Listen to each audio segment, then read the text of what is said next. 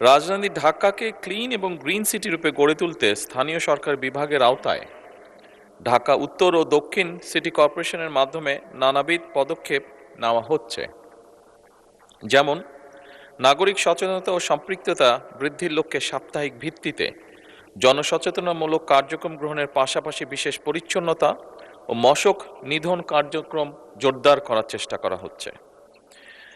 Secondary transfer station সমূহ যেমন অর্থাৎ বর্জ্য ফেলার স্থান আধুনিকরণের লক্ষ্যে ল্যান্ডস্কেপিং, সবুজায়ন, সচেতনামূলক গ্রাফিতি কাজ অন্তর্ভুক্ত করে পরিবেশ সম্মতভাবে বর্জ্য ব্যবস্থাপনা করা হচ্ছে। মাননীয় স্পিকার, ঢাকা দক্ষিণ সিটি কর্পোরেশনের এলাকায় রোড মিডিয়াম, সড়ক দ্বীপ ও উন্মুক্ত স্থানসমূহ সবুজায়ন করার লক্ষ্যে বৃক্ষরোপণ কার্যক্রম গ্রহণ করা হচ্ছে।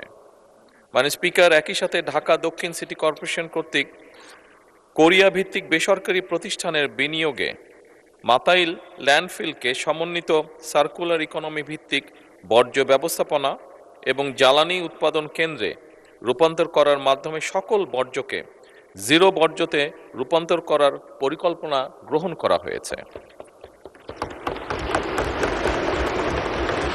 মাননীয় স্পিকার, ঢাকা উত্তর সিটি কর্পোরেশন আওতাভুক্ত বিভিন্ন এলাকায় নগর বনায়ন, মিয়াওয়াকি ফরেস্ট, এটা জাপানিজ একটি ফরেস্ট, এক ধরনের ছোট ছোট উন্মুক্ত মিডিয়াম জিরো সয়েল সবুজে আবৃত করার চেষ্টা করা হচ্ছে। মাননীয় স্পিকার, ঢাকা উত্তর সিটি কর্পোরেশনের আওতাধীন এলাকায় আগামী 5 বছরে ইনশাল্লাহ 5 লক্ষ বৃক্ষরোপণের লক্ষ্যমাত্রা নির্ধারণ করা হয়েছে।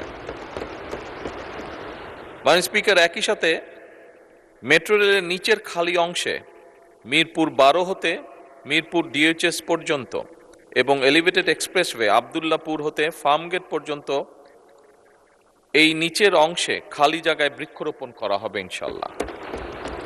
পাশাপাশি রাজধানী ঢাকাকে ক্লিন এবং গ্রিন সিটি রূপে গড়ে তোলার লক্ষ্যে পরিবেশ অধিদপ্তর কর্তৃক ঢাকা শহরের পরিবেশ দূষণ নিয়ন্ত্রণের অগ্রাধিকার দেওয়া হয়েছে। এ লক্ষ্যে পরিবেশ অধিদপ্তর নিম্নরূপ ব্যবস্থাগুলো মাননীয় স্পিকার গ্রহণ করেছে। মাননীয় স্পিকার, অনেকগুলো ব্যবস্থা আছে, আমি যদি পড়ি স্বাভাবিকভাবেই সময় অনেক লাগবে, সেই জন্য আমি এটা অনুরোধ করব পঠিত বলিয়া গণ্য করা হোক। মাননীয় স্পিকার।